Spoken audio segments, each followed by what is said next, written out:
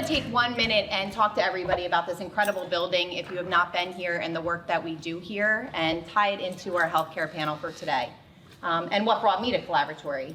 So here, this building is where we gather incredible people in our community to try to drive some change at the root cause of some of the biggest issues that we face in our region. For me, I have spent the last 20 years in healthcare, and that was mainly on the behavioral health side. So I did get the feel-good feeling that many of you might have when a patient comes in and they're in crisis, because our healthcare model is a crisis-driven model, and they may leave a day or sometimes in addiction treatment 30 days later, and you feel good about yourself. I feel like an incredible advocate for human beings, go me. Inevitably, I send them back into the same environments that they came into me at, the same family structures, the same housing issues, the same unemployment barriers, same exact thing. When I heard about Collaboratory and I got the opportunity to be a leader here, I knew I had to be about it. Here at Collaboratory, we are bringing stakeholders together in the public and private sector. We are bringing experts in the panel you will hear today to talk about how do we go upstream. How do we work together across all of the causes that impact human beings and change it at the system level? Instead of me feeling good about seeing a human in front of me, one human, maybe long after I'm gone, maybe while I'm still here, I will feel good about the fact that communities are actually making an impact and people can live better lives because all of the things are changing around them.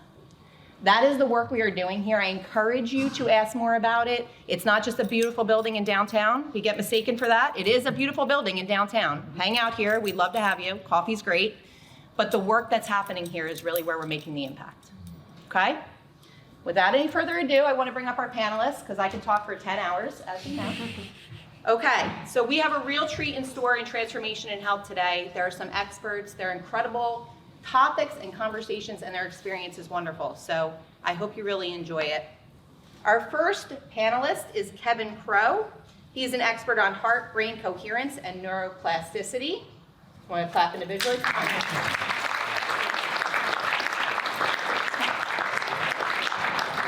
We have Dr. Neuwirth, who is the author of Beyond the Walls.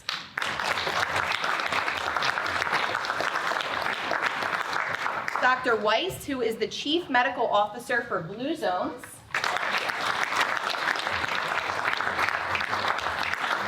And our moderator is the incredible Collaboratory consultant and supporter is Kristen Collins.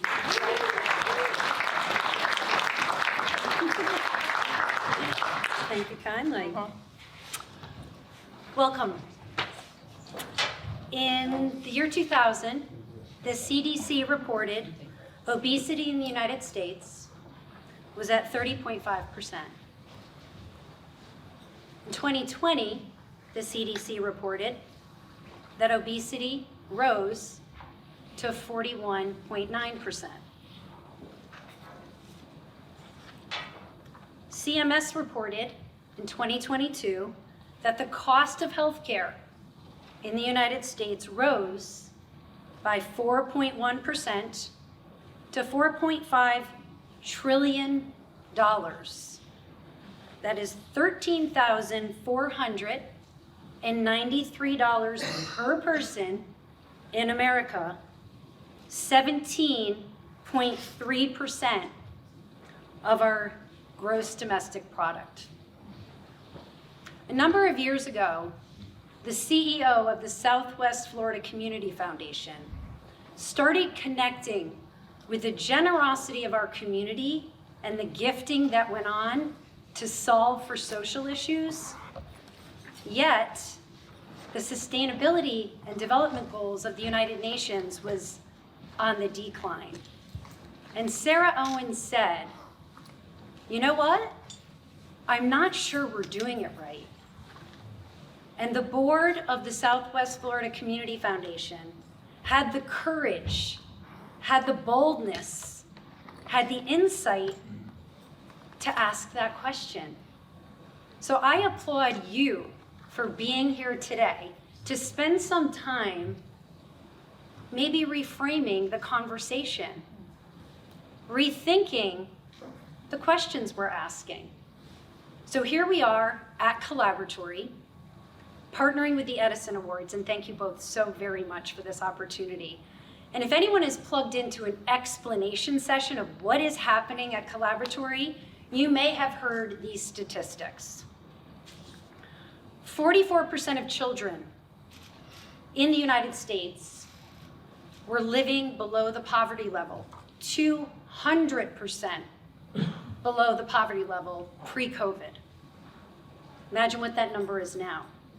In Florida, the number of children living below poverty is 49.5%, basically half of our children in our region, 200% below. In Lee County, 55.9%.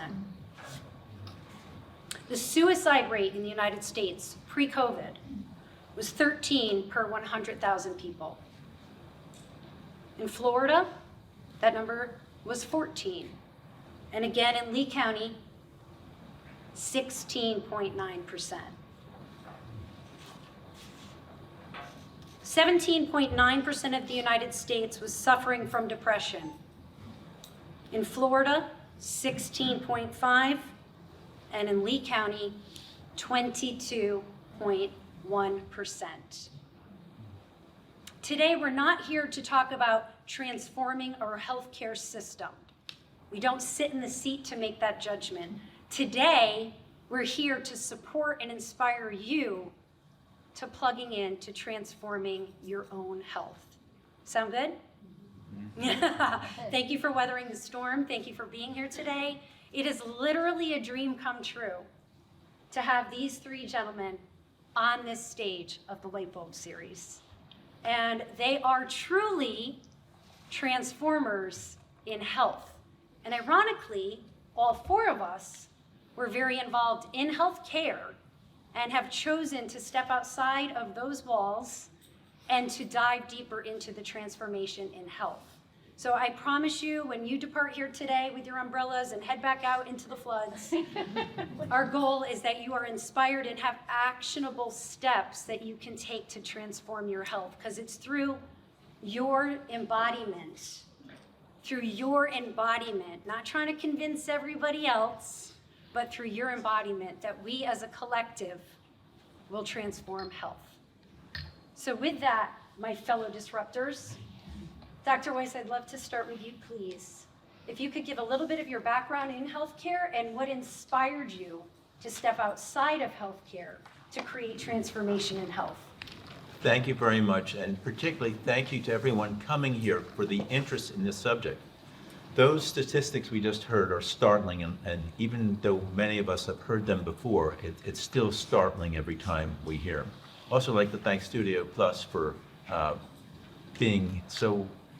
having the foresight to realize that there are other ways and better ways to go forward with prevention. So from a personal story, I've been in Southwest Florida since 1977, but basically 46, 47 years now. So, and when I left New York City, I trained at Columbia Presbyterian, Columbia Medical School, and people thought we were crazy. And now Hospital for Special Surgery, where was the last place I trained, is following me down here, but they're 47 years late to the game, basically. So, because that's where I did my rheumatology fellowship, and they said, how could you be going to, but whatever, they finally realized what's happened. So, had a wonderful career, 23 years practicing rheumatology, which is arthritis and related disorders, internal medicine and geriatrics.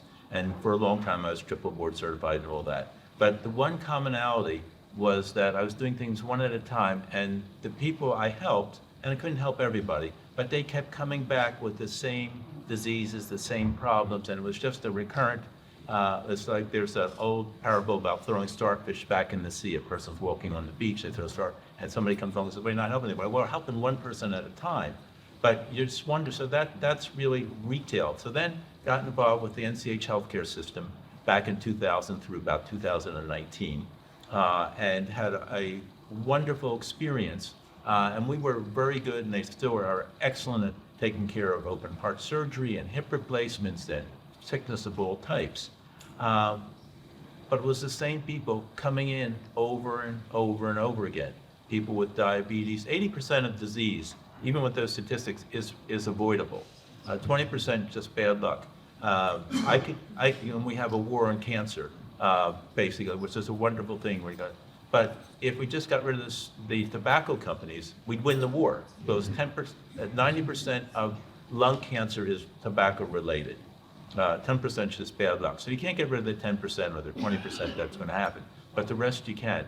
So as a hospital administrator, I saw the same thing, but just larger scale. And at that point, went out shopping for a different way of doing things. And literally in about 2013, I got my colleagues over here, Megan and folks, talked to the folks in the blue zones, and literally went up to Iowa in the winter. I remember being in northern Iowa. I know it's in the news a lot, not for that reason, but just as in North Iowa, Teachers College. Beautiful, looked just like FTCU, except everybody had heavy coats on. Nice kids and nice young adults and teachers, and they were in the blue zones, the cafeteria, and they said, well, when we rehab the dorms every summer, which we do, the blue zones dorm needed much less rehab than the other dorms. Interesting.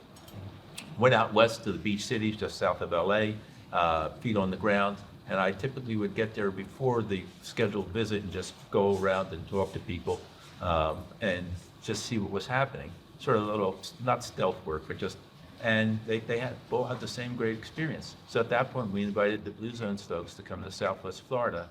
One quick statistic in the beginning, which was a blockbuster from 2015. From 2015 to, so I don't have to start over again. You can watch the video. I'll send it to you 10 days. My wife said you tell the same jokes all the time. So, long story made short, we from 2015 to 2020, third party validation, we added 0.6 of a year of life expectancy for 400,000 folks across the socioeconomic spectrum. Wow, this is when the rest of the country was nosediving with lower life expectancy. If you have one metric you want to see, you want your own life, you want to live a longer, happier, and healthier life, which is actually my personal mission statement, that when we did with the Blue Zones, you had about a 2-hour session where you can find out what your purpose is in life. Basically, we give you a set of cards, and it's pretty good. Then you write your one sentence or so. But that's what we wanted to do. So I asked the folks on our board, who wants to spend the night in the hospital? And they loved the hospital, and we all did. But nobody raised it and said, well, we'll give you a free colonoscopy. And then, everybody said, oh. But you get the picture. Nobody wants to be in a hospital, even though no matter how good they are and what wonderful things they do. But everybody wants to live a longer, happier, and healthier life. And we can do that. It's not rocket science. It's well-defined, it's very objective, and it's just a question of getting not so much the 20% of the people here right now who already have embraced healthcare, you wouldn't be here, but you can get the other 60% that convert over to come over. Now that leaves 20% that Darwin is in charge of, and you heard some of the Darwin statistics coming on. So basically, brought Blue Zones in and thrived, and really did what we wanted to do, which was help people live longer, happier, and healthier lives. Thank you. Oops. Thank you, Dr. Weiss. It was an incredible journey for us here in the region to experience you bringing in the Blue Zones, and we're forever grateful, and I look forward to diving deeper into that conversation. If you'd hand that microphone over to Dr. Neuwirth so everybody can hear the 3/4 of his story from the beginning. Dr. Neuwirth is so much more than his authorship of Beyond the Walls. And I've read it once and now listened to it twice, and I have your words in my essence. So thank you for making the trip down here to be with us. If you would share with our beautiful guests your journey from going from within the hospital walls to being a global leader in transformation of health. Thanks, Kristen. First of all, let me just say I'm so glad to be here with you all, and really appreciate you being here in this conversation. I think we need more of these conversations in healthcare and in health. So I'm going to just say my traditional career is pretty standard. I studied internal medicine, practiced for over 15 years in 3 different metropolitan cities across the country, including New York and Boston. Left the practice to go into management and then be an executive in large healthcare systems. And so on paper, it looks pretty normal. But the truth is, it's the most bizarre medical career I'm aware of. The moment I stepped into the clinical exam room after I'd been trained, because in training, you're just trying to survive. But the moment I was an attending physician, I was appalled at a number of things. First of all, I was just appalled at how people are treated with such a lack of respect and dignity in our healthcare system, and I was part of it. And I observed it, initially I thought it's just me as I'm observing myself, and then I looked at other physicians, and then I looked across the country, and it was the same. And I thought we need to do something, and literally from the first year of my being a doctor, my mission became to humanize healthcare in this country, and that has stayed with me forever. The second thing I realized, and this is somewhat, I think, similar to Alan, I was, day after day, week after week, year after year, people are coming in and I'm being forced to just, 7 minutes, 10 minutes, 15 minutes, just churn through them. And all I could do was, what's your problem? And here's the medication, or here's the referral.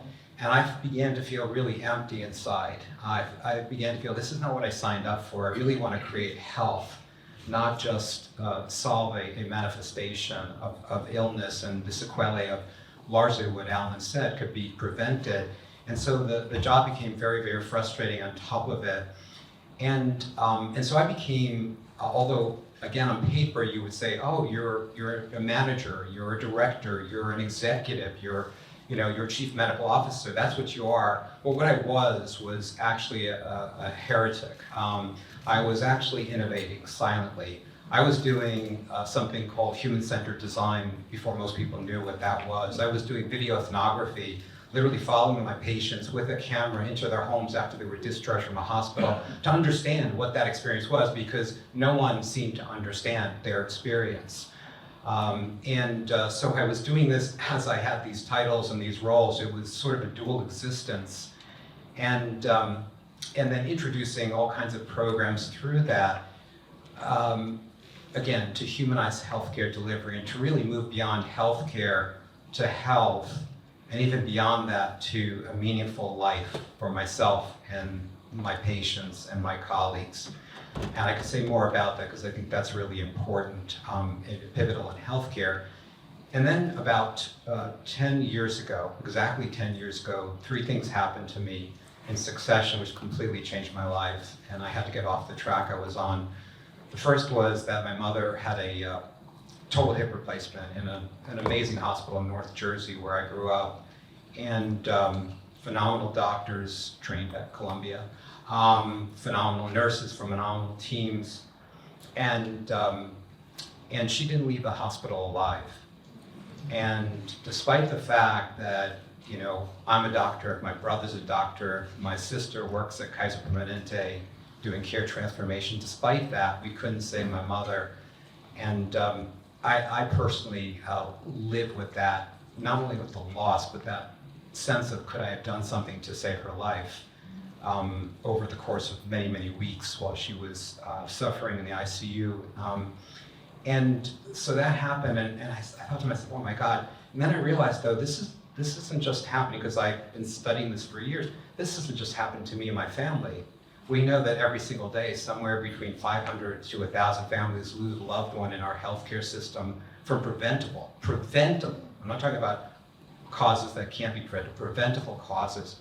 And I literally could not let go of that. And a few months after that, my mother's passing, I got a call. I was sitting and writing in my on a Saturday morning in my home office, and I got a text, and it said, "Did you hear about Dr. So-and-so, who was my primary care doctor, and someone I worked closely with? He was sort of our chief innovation officer at the time."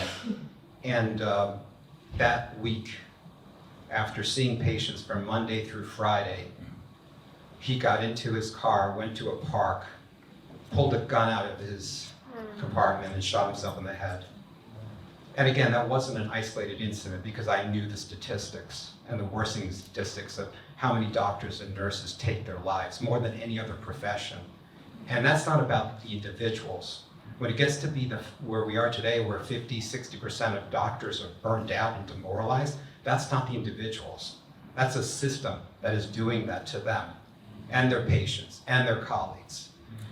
And so those things happened, and I was in a meeting a few weeks after my friend committed suicide, and I had this sort of deja vu feeling of, wait a minute, I'm in here with white coats, doctors, and administrators, the suits, and at the time I was a suit, and I thought to myself, oh my God, this is like Groundhog Day.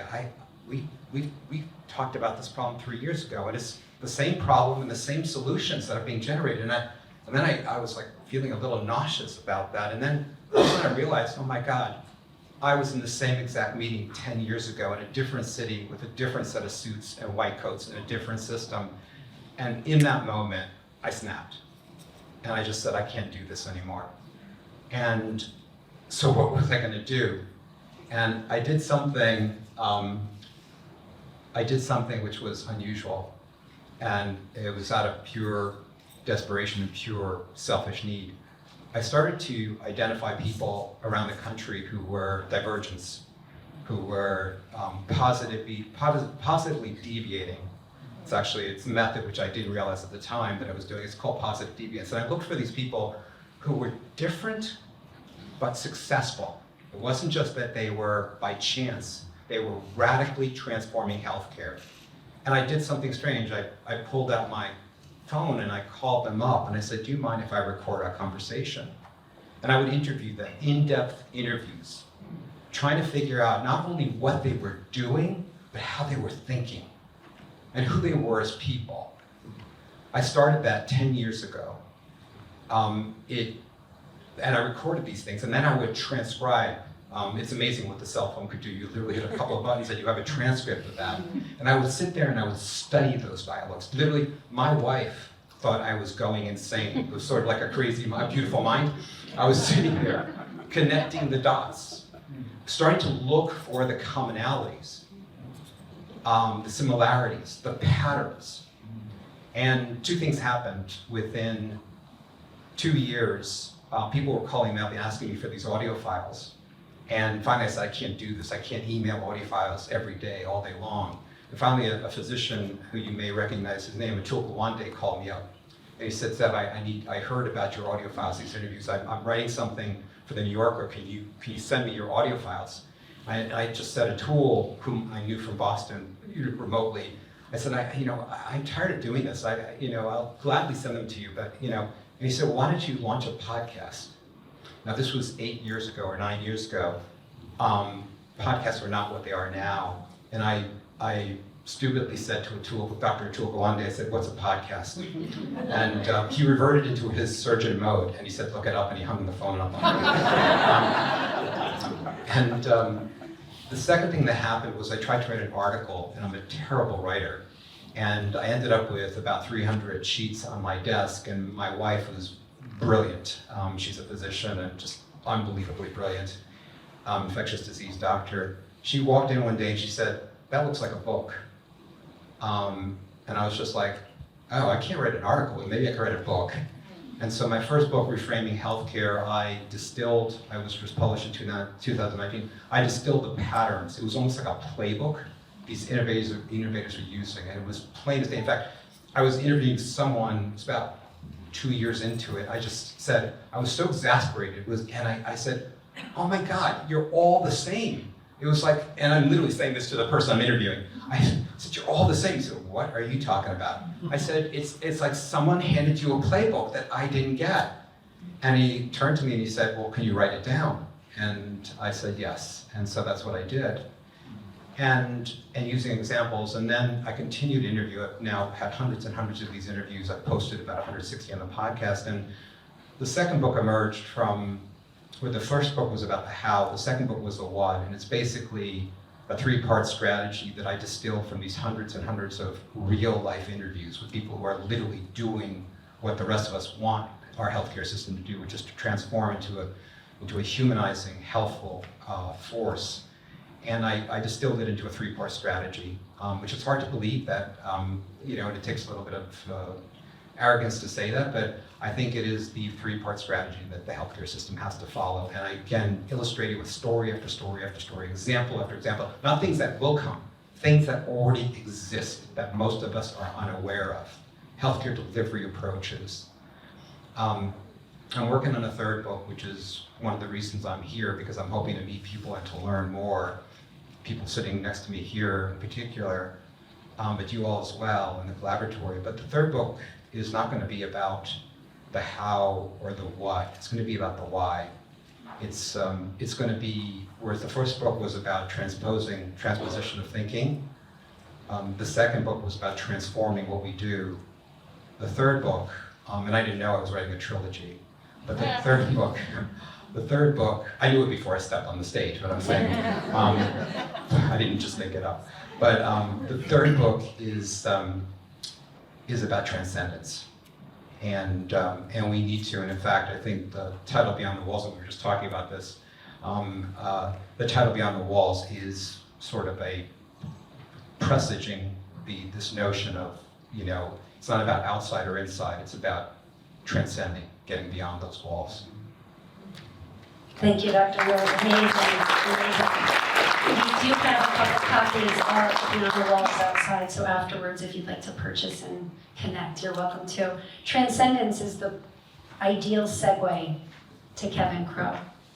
And I've been watching Kevin's work now for a few years, and besides being your #1 fan, you are bringing to this conversation support of neuropathways and heart coherence. And I was someone, as Dr. Weiss has already cited, who had chronic disease. Even though I was a vegan triathlete, I found myself having chronic disease with over 100% inflammation. And I couldn't find the reason why I had inflammation as a vegan triathlete. And it was my understanding of my mind-body connection, or lack thereof, that was making me very sick. So what you're bringing to today's conversation is imperative, it's impactful, and it's possibly going to be something new to a lot of people in this room today. So thank you for being here. Can you give a little bit of your history on where you came from and why you stepped into transcendence? Let me begin like my fellow speakers here did and thank all of you, thank Collaboratory and our sponsors. These conversations haven't been happening as much as they should. And so this for me brought not hope, but faith in the direction that things can be moving and what's been happening in this world. So thank you. I'll share my story and my journey with you. From a story perspective, I had a first career about 10 years in hospitality that led me into healthcare. And in the early 90s, when healthcare was looking at, we need a different way of working with our patients, I brought a guest component to healthcare. And I was the second physician in the country that actually began to talk about patients as guests within the institution. And for the next 20 years, I worked for an organization doing that work and bringing this to the forefront of healthcare, having conversations all across the country around what this looked like. That brought me into some higher ed. So I worked in higher ed with, also in healthcare, College of Nursing. And I began to see some fundamental issues that I hadn't seen previously because I was outside of the context of the four walls of the organization. And then I moved out to California and I took a national position. My work was around teaching the science of gratitude to clinicians, physicians, executives, what that meant for them individually and what it meant for their patients and the families of those patients, and some of the science behind it. And that's when I began, probably in the higher ed space, but then into that next iteration of what I was doing in healthcare, totaling about 30 years, leading me to the science around so much of what was happening within individuals. What wasn't a part of the story was my own personal journey. So I was considered highly functioning, but had a crystal meth addiction during 20 years, so about 10 years of that time, in that first 20-year period.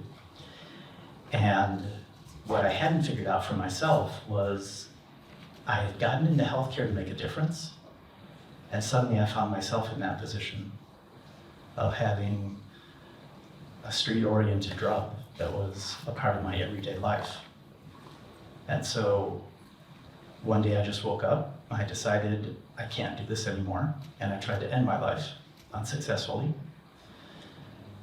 And I figured if I couldn't end my life, I had to change my life. And that put me on a path to where I am today, which is outside of the four walls, outside of healthcare. I discovered HeartMath Institute, and I began to investigate what heart coherence looked like and what that meant. At the time, still working in healthcare. Today, not as much. I sit on the executive team of the healthcare division, and I do a lot of training, a lot of work around individuals and their own personal resilience and coherence. I hold sessions on a regular basis to allow people to experience this, and sometimes with healthcare professionals within the organizations. And I discovered the work of Dr. Joe Dispenza, who also, from a transformation perspective, had led me into personal transformation. And those two pieces are what I could say that I was successful at not ending my life, but between HeartMath and the work that I discovered there, I was able to change my life. And so today I work as the head of operations for Metamorphosis, which is a research division for the work that we do all across the world. I actually look at the science of transformation and what that means for individuals, and I pull in heart coherence, and we talk about neuroplasticity and brain coherence in relationship to that, and what it means from a personal or individual transformation perspective, and the power that we have as individuals to make changes within our own health. I'm thinking that's a mic drop pretty nicely. I told you it's going to be a little bit of a different year. Kevin, thank you. I cannot wait to get into that work. So I have so many questions that are bubbling up inside of me. I want to go to built environment, but I'm going to kind of speed ahead for a minute because all three of you cited purpose. All three of you cited whether directly or indirectly connecting with purpose. And there was a quote that I took out of Beyond the Walls, and it says, instead of asking a patient, what's the matter with you? How about we ask that patient, what matters to you? So thank you, Dr. Neuwirth, for that beautiful ideology. I'd like all three of you, if comfortable, to comment on the role of purpose, the role of gratitude in the journey to better health.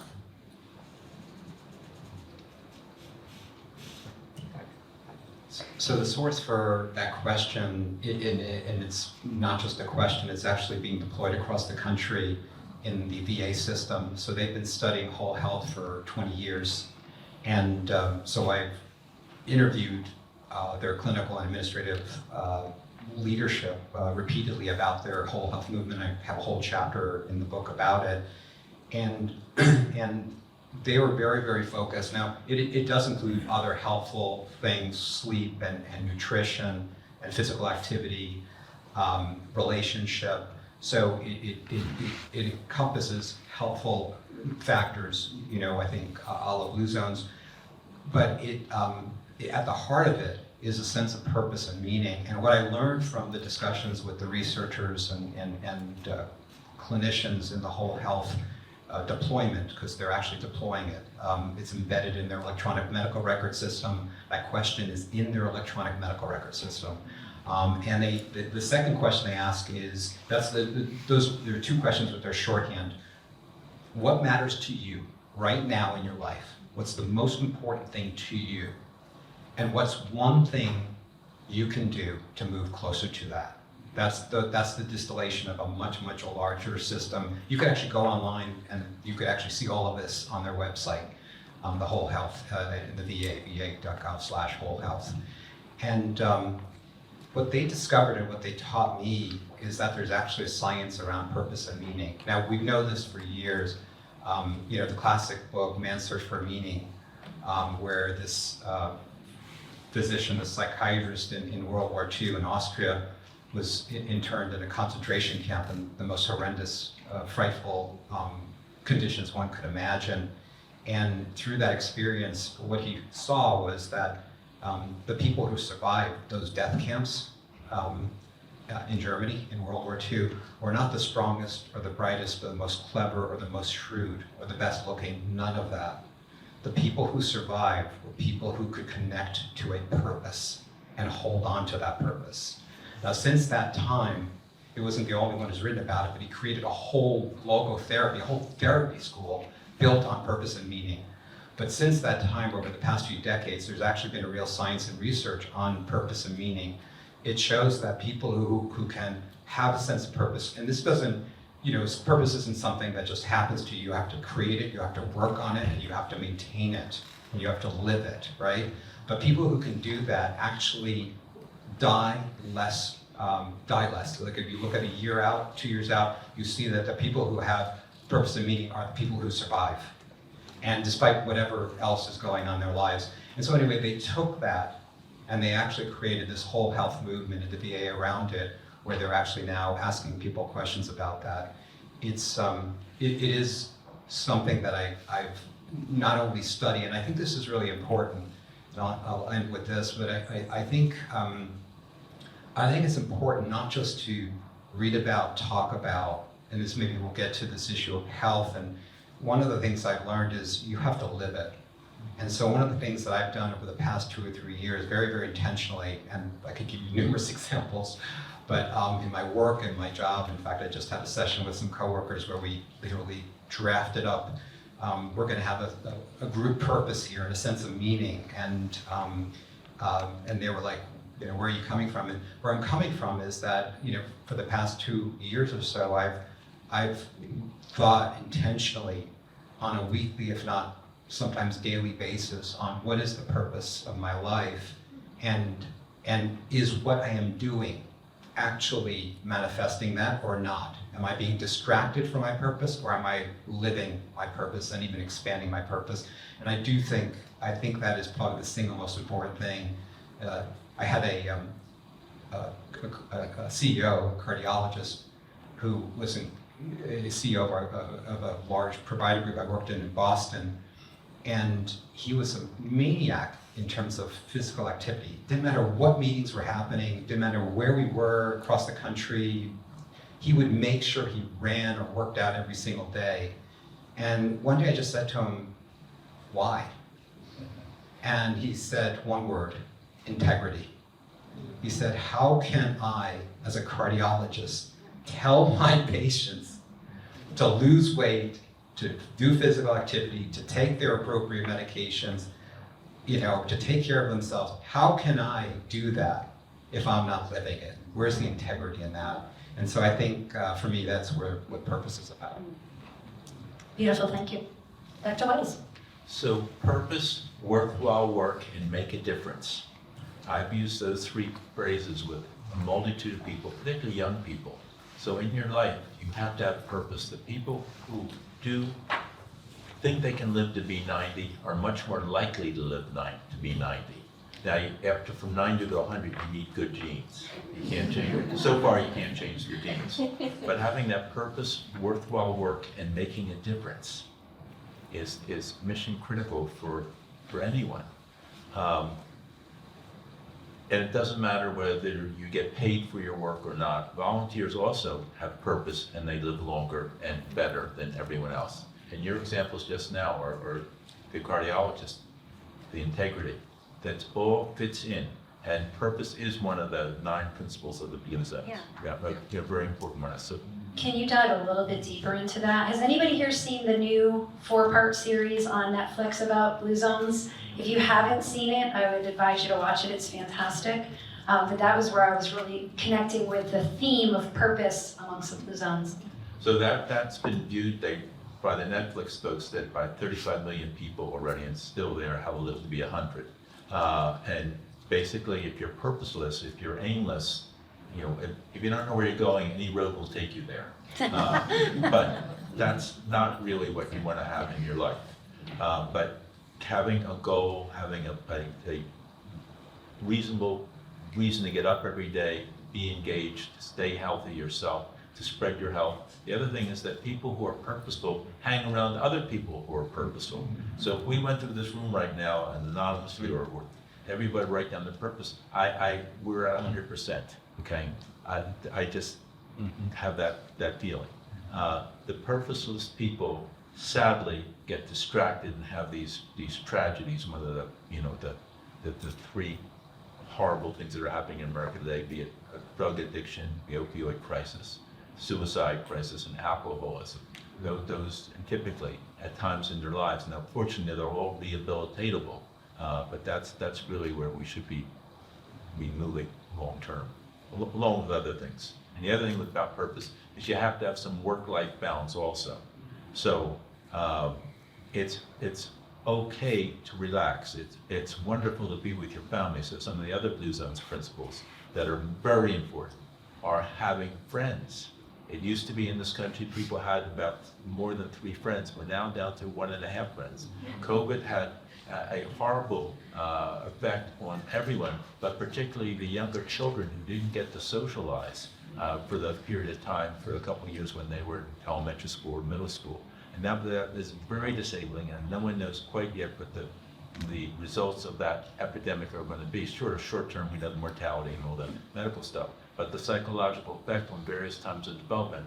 I'm told that children's, infants and 1 and 2-year-olds, their speaking ability, their verbal ability is not the same as it has been in other generations because of the COVID and the medicine and so on. I'm not an expert on that, but there are going to be some. So having friends is very important. Socialization, loneliness is as bad as diabetes in terms of mortality. The other thing that's very important is faith-based organizations. If you belong to a faith-based organization, any faith, you live 4 to 14 years longer than otherwise. So, and then the last is family. Getting together with family, all more than just the holidays, getting a call, at this stage of my life, I get a call from one of my adult children, I'd rapid attention, just to, undivided, because it's just so good to interact with family and do those sorts of things. I may come at this a little bit differently. Yeah, I was hoping so. I used to think that my purpose was being of service, which in hospitality and healthcare really fit well. And then as I had this period in my life where I discovered that every day I woke up depressed, and that depression just carried me through, and the work that I was doing, I was understanding a little bit more around emotional intelligence and my connection to what that depression meant. And from an energy perspective, and we are energy, we're energy, frequency, and vibration. So from an energy perspective, what that meant for me as far as draining on a regular basis. I would get asked the question regularly every 2 weeks, what makes me happy? And I literally would shrug my shoulders, I don't know. But I'm serving, I'm assisting, I'm helping. And so what became, for me, pivotal is when I decided to be in service as opposed to of service. When I became in service, that meant that I was first and foremost looking at myself and what was the energy and the frequency and the vibration that I was going to be that then could have an effect on those around me. And my purpose moved into how is it that every day I can serve, and what does that look like for me? And I discovered joy. I had one instance, I had one example of happiness that I worked with in my path with HeartMath as I began to become first a trainer and then a master trainer. I had a dog, and I'd come home every night from work, and Lucas would meet me in the kitchen. He was a boxer lab. He'd shake his tail. So I decided after, 100 or so days, I would start shaking my tail too. And we listened to Pharrell's Happy, because I couldn't answer the question. And then I realized that was my answer. And so I built from that foundation what it meant for me to experience joy. And with joy, I began to experience other emotional states that were generating more energy at a higher frequency. And things completely transformed into where I am today, where I can literally say I wake up in the morning every day in joy. And I work at it. There's meditation, there's practice, there's other pieces involved in that.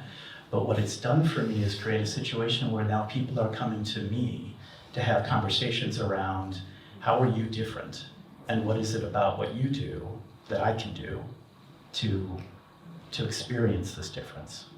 And so being in service today means even if it's not a good day, it's a day where I can use this demonstration for myself to work toward a higher frequency, to work toward achieving something that will, for myself first and foremost, and then for whoever might be around me in the field. And we can say there's science around the fact that we generate an electromagnetic field. That field has within it the frequency that we're experiencing at any given moment.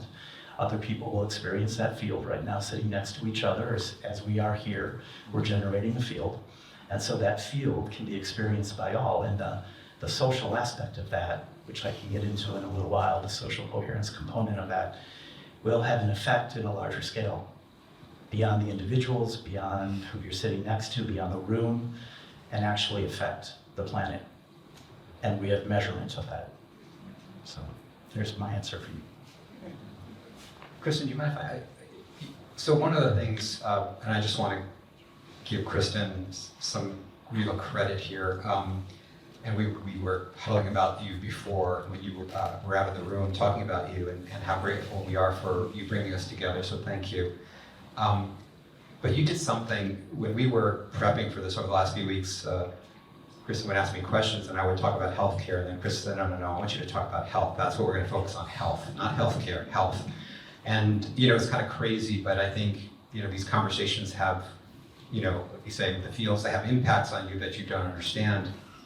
So you may have actually helped me change the course of the third book and my kind of focus right now. But and one of the things Krista said is I want all of us to leave the room today with at least one or two or three concrete things that we can do individually to be healthy.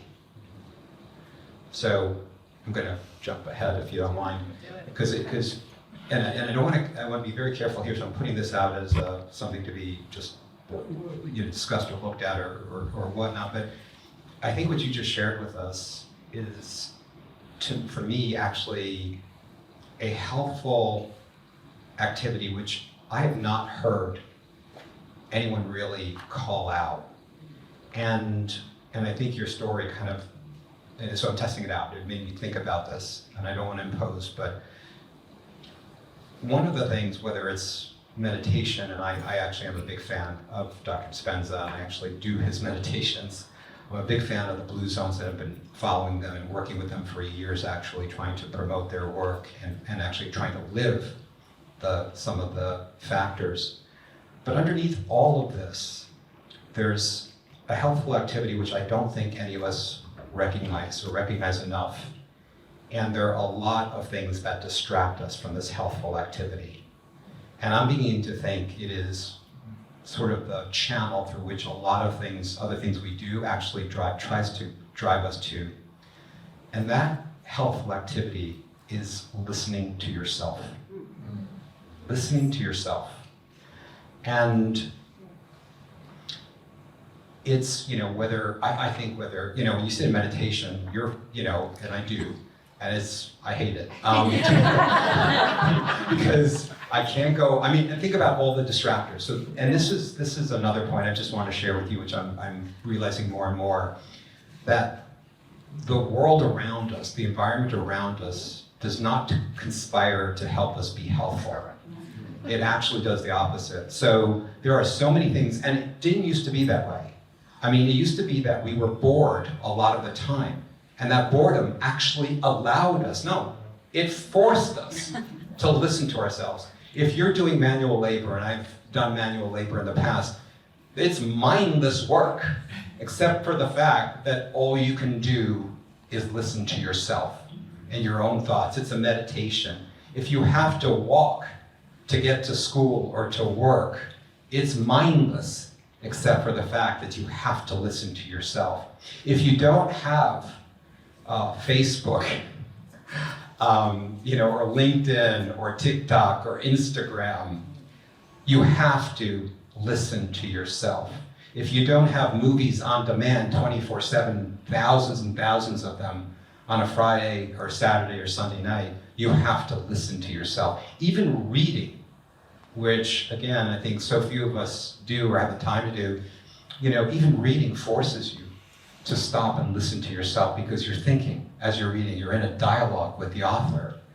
And I think that for me, when we talk about the crisis we have, the drugs and the suicide and the opiates, I think about some of the other issues we have. I think a lot of it is, and I'll say one other thing, I think a lot of it is that we're distracted.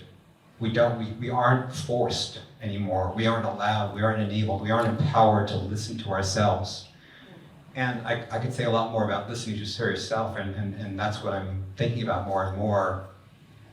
But even, so I'm not a conspiracy theorist in any sense of the word, but you think about it, our industrial society, our consumer-oriented consumption society, the mega corporations don't want you to listen to yourself. Who do they want you to listen to? And again, I'm not casting blame or anything like that. This is what we live in. I'm just observing. And the observation is that if you listen to yourself, you're not listening to the advertisements. And you're not listening to them tell you, you need to buy me, or you need to have this. In fact, Al and I we were talking about this before. Another useless thing that I own, another useless service that I have. And again, the more you listen to yourself, potentially the less you're listening to those advertisements and that consumption. And what does that mean? That means potentially their revenue goes down and their margins go down. So I think that when I say the environment conspires, and I do think that for me, the most helpful activity, yes, listening to yourself, but even before that is realizing that I have to actually protect myself. I have to protect myself in this environment where if I was a really, really good subject for my environment, I would be sitting on a couch with a remote control, eating fast food, listening to social media, which sounds like my children, by the way. But I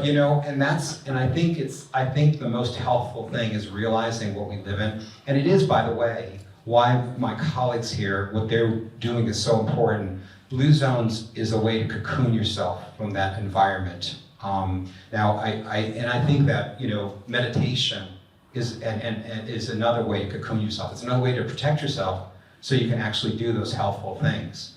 And I think that's, for me, when I think about my life, I think about, I'm not doing blue zones personally, but I'm doing those things. I'm creating blue zone light, blue zone factors in my own life.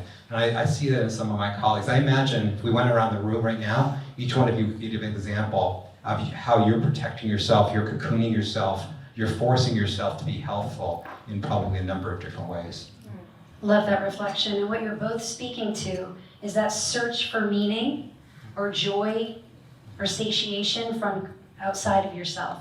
And what you're citing is it's actually the connection within that we're so distracted from. We can't be in the present moment. We can't feel the emotions that come up in that present moment. We dissociate or distract from them. So I love this, and I want to hear from you, Dr. Weiss, and then I want to get over to you, Kevin, in reference to coherence and what that effect has on your health, because that was why I was so sick, was because I was completely out of coherence.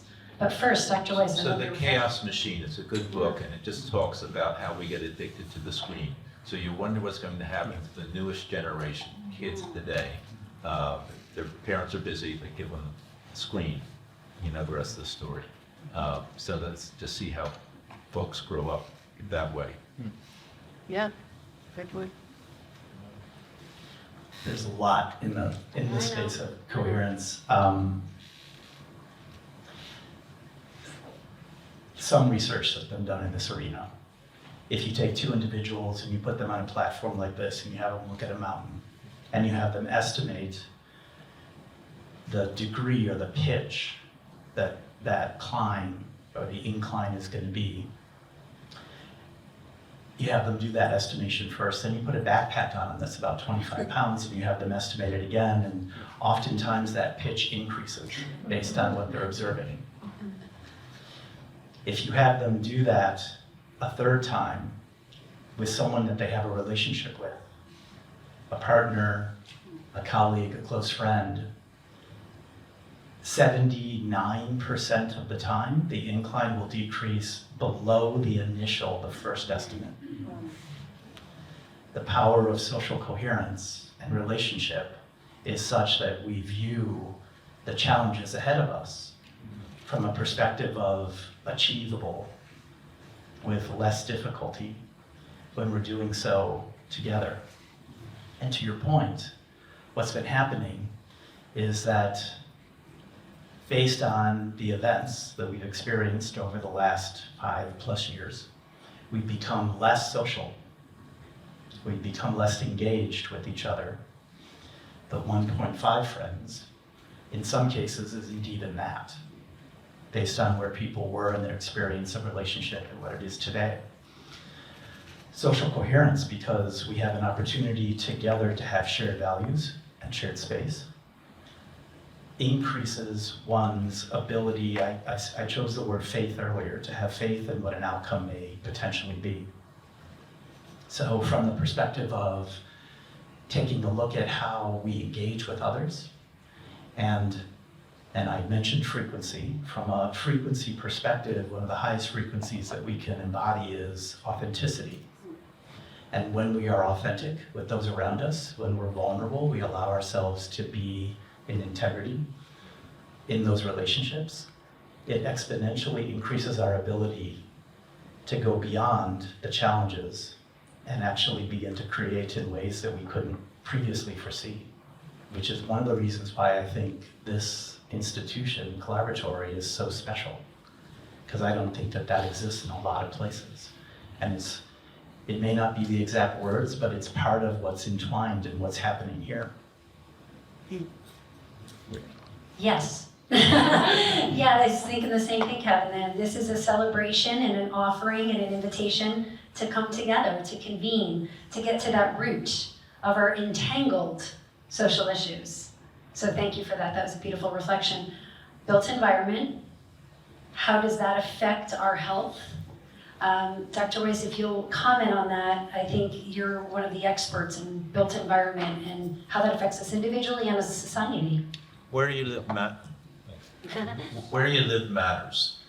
You will take the same, people who smoke will aggregate with other people who smoke. People who are overweight, the same people who exercise. To see the same people in the gym or on the road running or walking their dogs and so on. So your built environment, if it nudges you in the right direction to move naturally, walking works just great. You don't have to be anything more than that, but walking almost every day, 20 minutes at a reasonable pace, that alone can satisfy the need for your body to be mobilized and be used. Now, if you live in an area that is dangerous to walk in, I'm thinking of some areas in downtown Fort Worth, Texas, there was a lot of stranger danger. And so they had a food desert and you couldn't get to the grocery store. They started to, it's a real problem. So Blue Zones folks went there, got the local high school kids to paint over the graffiti and put some nice appropriate things. Helped the fellow who owned the store was Ramey, and got him a cooler so they put fruits and vegetables in the front and moved the cigarettes to the back. People started walking more. Up till then, that neighborhood was so tough that the police officers, 2 police officers would go with another 2 police officers. So you had pairs walking in pairs. That's a tough neighborhood. And police keep a very good record of crime statistics. Crime went way down, people started walking, store did well, high school kids and parents were happy. So that's a built environment that was changed. Southwest Florida, normally we have an outdoor, wonder what's the last couple of days, a little exceptional. But you get the picture. Just where you live matters. And you can have places, and I'm thinking of Jacksonville, Florida, or actually, Jacksonville, Florida is a good example. On one side of a small river, literally, probably, throw hit a golf ball across the river. One side has a life expectancy to the other side, a discrepancy of about 10 years. So obviously the same atmosphere, same everything else, but it's just a hugely different area. You take areas that were redlined for years and years. Redlines when the banks post-World War II didn't loan, were concerned about the getting the loans repaid, so they didn't loan to certain areas. So those areas became decrepit, and it built on itself, so they got multi-generational despair, basically, learned helplessness. So they've got to break that cycle. So those are all sorts of things that can be done. Once they're recognized, once you make the diagnosis, then you start the therapy and things can change. So the environment matters. And even changing the environment here, and you still, the architect here was brilliant that leaving the railroad tracks coming through brings back a nostalgia that, makes the point of what this place was a convener for travel at that time, or transportation. Now it's a travel for intellectual pursuit and changing the world. So the environment matters. We all know that, and just a question of getting everybody's environment. So one last or similar comment. What has happened in America today is that we're losing the middle class. It's a big problem. So 1% of the wealthiest people own 50% of the total net worth of the country. So it's hugely centralized. And the bottom, about 30%, there's no net worth left for them. So you get this huge disparity, and that's happened in other countries. Internationally, when that happens, you get clashes, political, physical, and it makes it unpleasant for the wealthy people and the poor people. So rebuilding the middle class is a big deal. So getting an environment where people can walk, live, and play, and their kids are safe walking to school or whatever is appropriate, makes a huge difference. If you look at the amount of research, and this is a New England Journal of Medicine article back 2015, 2016, we spend 90% of the research dollars spent in the country today are for personalized medicine and high-end ways of helping people with end-stage disease. We spend only 10% on prevention. So you take your environmental engineers and architects and you change it to a walking environment, a complete street, you'll make a hugely different outcome for well over 80% of the diseases that we're dealing with. That makes a big difference. People coming into downtown areas, use Philadelphia as an example, very narrow streets because it was built in the revolutionary times. So they've got to figure out how to make those streets safe for everybody. Meanwhile, if you have the cars overrun it, you can't even get the traffic to it. Interesting enough, Tampa, in certain areas of the old Tampa, they've got the same problem, which is a concern. Some smart planner will figure out what to do. Well, thank you for those comments. We have some very impactful developers in the room that are helping to shape Southwest Florida. So your comments are very much appreciated. And we talked about loneliness, right? So never mind the healthfulness of being able to walk or bike, but how about when you walk by your neighbor and you connect and you say hi? So that's very, very important. Yeah, so I'm gonna just bullet point this, but I think of three architectures, and I think they're all important in terms of health, critically important.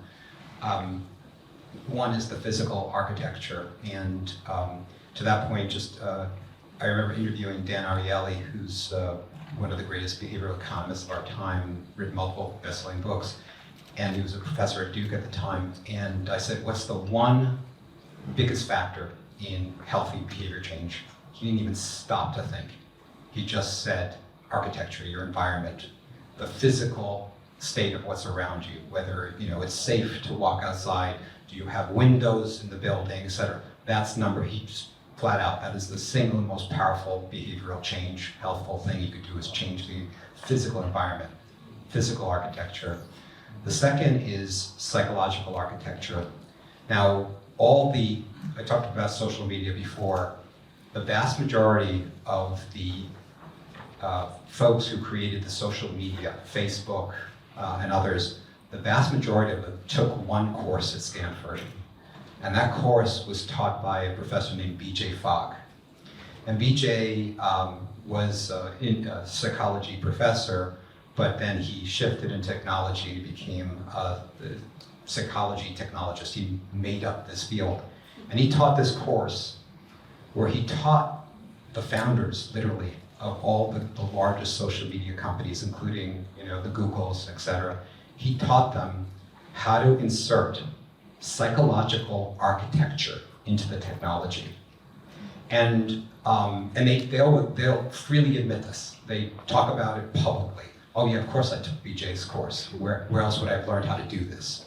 The most powerful behavioral change and the largest, most scale behavioral change things we've ever seen are social media, right? They could literally start wars. They could change economies. And fake news, right? Politics.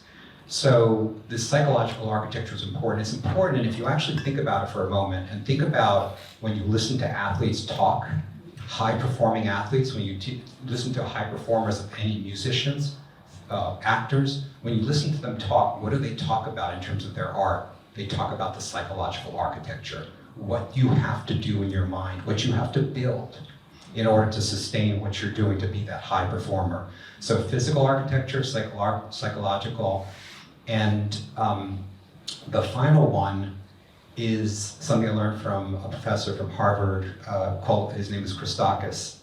And years ago, he wrote about this effect we were talking about what you do is not something you make up on your own. What you do is what you see others around you doing.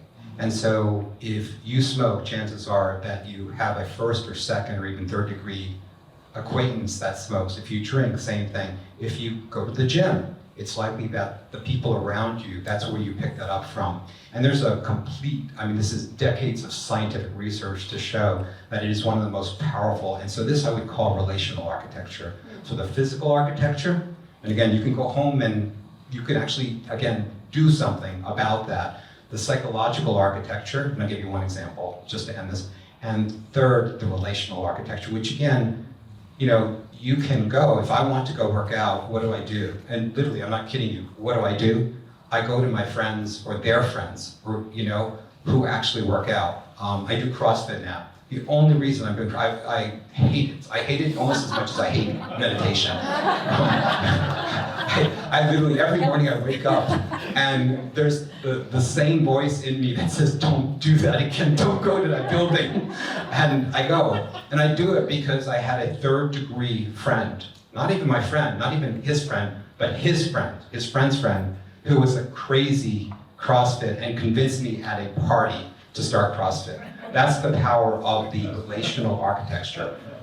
The physical and psychological, what do I do to get out of the house? And I have to do this. This is now incorporating the first two and one event. I have my gym clothes literally it's folded and ready. So I don't even have to, it's like Spider-Man or something. I just literally get into my suit in the morning. I don't stop to think because God forbid, if I stopped to think, I would go back into bed. So do you see those three and how important they are? Please, if you don't mind, will you take us very quickly through the power of belief? Is that where you were going? Exactly where Neuro pathways, bring me there. One of the other, I didn't mention, one of the other pieces I have, I'm a neural change solutions consultant, which is the material of Dr. Joe Dispenza that we bring into businesses and organizations, and now we're actually doing a lot of work with veterans. So I have the pleasure of having colleagues that are doing work within healthcare with veterans, with the Lakota tribe, and it's making a huge difference. And it's actually number two that, if I may, I would move up to number one, because the psychological architecture component, the beliefs, the programs that we have, by the time we're 35 years old, 95% of our thoughts and actions are pre-programmed. They're already a part of who we are, and we're subconscious to them. There's only 5% that we're conscious to. And if you think about wanting to make a change, so going to the gym and that voice that you hear, and if I can play with it a second, that's okay. That voice that you hear is that voice that comes from some belief or programming previously experienced that you may not even be aware of, most likely subconscious. Asking yourself where that comes from, which is important, but not as important as what would you rather be. Identifying the belief, the program, as it exists currently in this psychology, and then looking at opportunity to make a change. You have a choice. You can choose not to make a change. I've had experiences where that joy that I was feeling wasn't there. I chose to feel anger, and that anger set me on the couch for 5 hours. It was some of the most unproductive time I've ever had in my life. And there were physical repercussions to that went on 2 days beyond that. We have the choice. And in making that choice, we have the opportunity to change the program and the belief systems that are pre-programmed subconsciously into the being that we are. And in making that choice, we then can change some of the behaviors. So we are the things that we think, the way that we act, our experiences. And if we want to make a change, we have to get to the root of what those things are, which are based on those beliefs and the pre-programming that we have. Changing that pre-programming, changing those beliefs, allows us to make changes physically and psychologically in our lives and literally change the life that we lead. If you were to say to me 10 years ago that I would be sitting here having a conversation around meditation and changing practice and heart coherence and brain coherence, I would have laughed at you. And then suddenly I discovered the science of gratitude, and I moved in the direction of gratitude being one of those practices that has been talked about. There's a lot of apps and programs around it, but then are you truly experiencing gratitude? If you think about being thankful to being appreciative to being grateful, and the change in the frequency as you demonstrate those emotional states and what it means, first and foremost, to be thankful for whatever that is happening externally to you, and then being appreciative where you may have some reciprocal effect around appreciation, but then truly being grateful for things that are outside of you and what that means for your experience within this life. It completely changes the game of what your experience of this life can be. And so that for me was an exercise in my own belief system and programming, because I had a whole lot of programs around not being successful, not being grateful, not being worthy.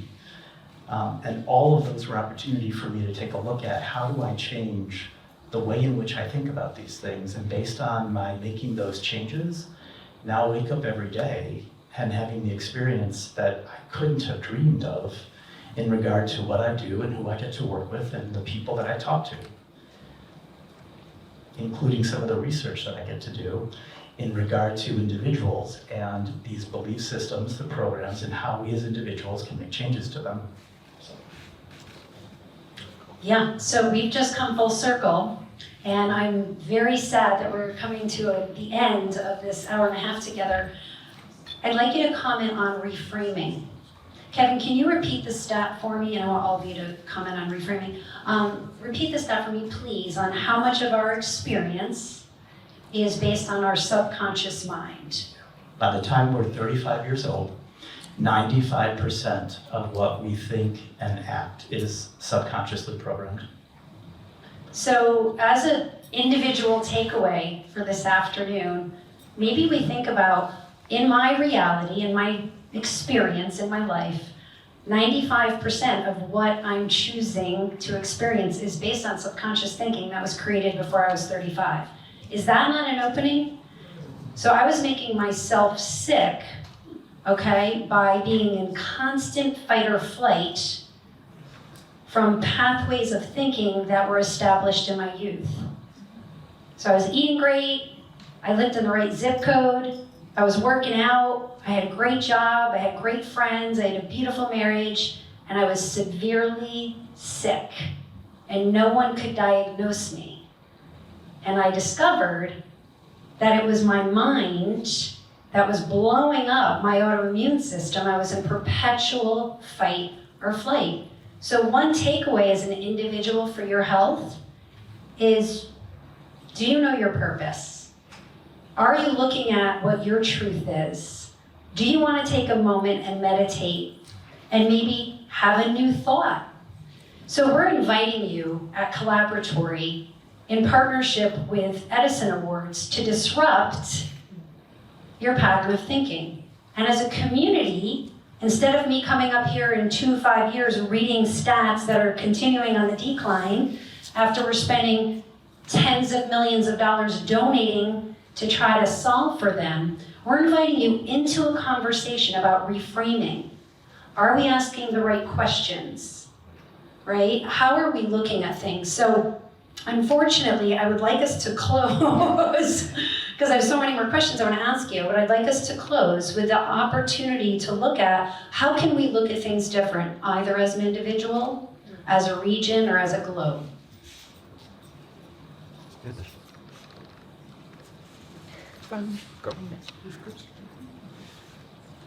So as individuals, we all know what to do, pretty much. It's not a secret. It's just a question of starting small, start a little habit, something that's doable. Don't put a goal that's not achievable, but get some momentum going. And then, as a community, grab a neighbor, grab a friend, grab a nearby relative, and spread those good things. This is not rocket science. I mean, this is going back to Dr. Spock and everything else. And then finally, as a region, we should be an example for the rest of the country and the rest of the world. There's a reason Florida is now the fastest growing state. For a long while, Florida was, and Texas was for many years. Now Florida is again. West coast of Florida is the fastest growing area in Florida.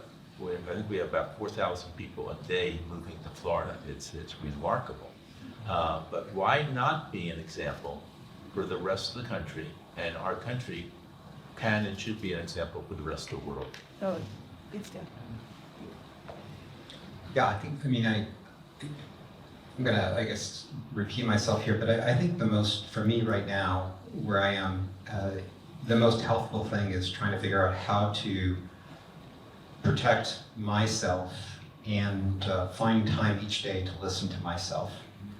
And to your point, it's just I think through that it really is, there's no other way you can begin to reframe and recreate your psychological architecture unless you actually listen to yourself. And then one other point, which is, our society, we're so inculcated in how we think, and one of the things that we're all trained to do is give answers, right? From, you don't even have to get to 35. You know that, if you want to make it through grade school, and high school, in college, you better have the answers. And so we're taught to give these rote answers. I think that questions are the new answers. And I would like to see better questions, more meaningful questions, more purposeful questions being asked by myself and by others, as opposed to thinking, and again, we've been brainwashed. Got to have the answer, got to get right to the answer, got to get going, right? And we pass, through that sort of stage of, well, are we asking the right questions? If we're not asking the right questions, we're in big, big trouble, because no answer is going to be the right answer, right?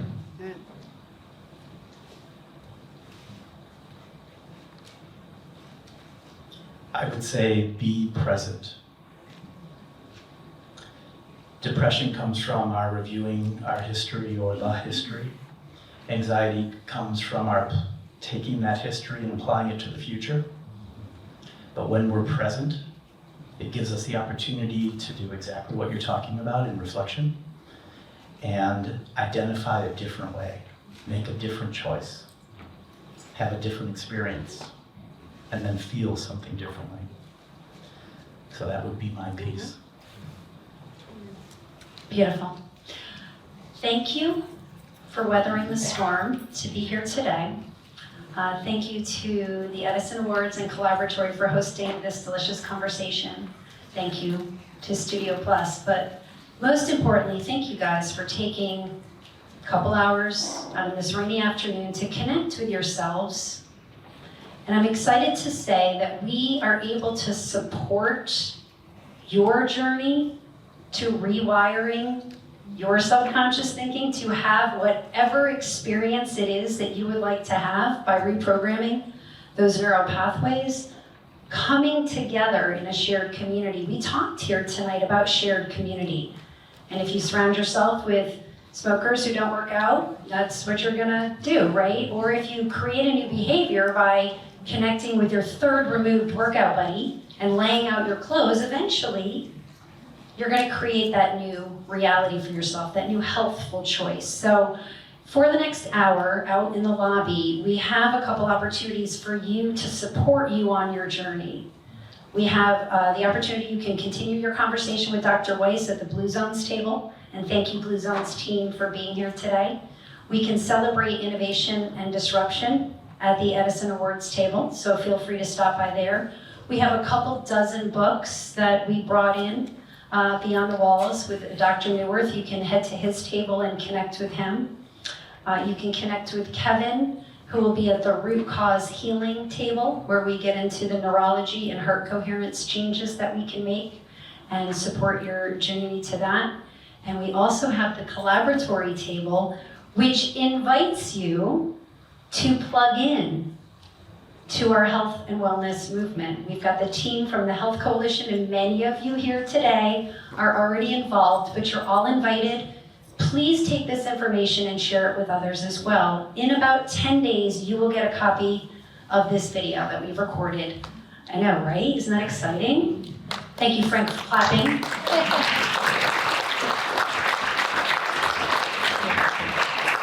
And we're going to share it with you. And our ask to you is that if so inspired, please share it with others. So thank you, thank you, thank you. Thank you again to Studio Plus. Please stop by our tables and drive home safely. Good night. Thank you.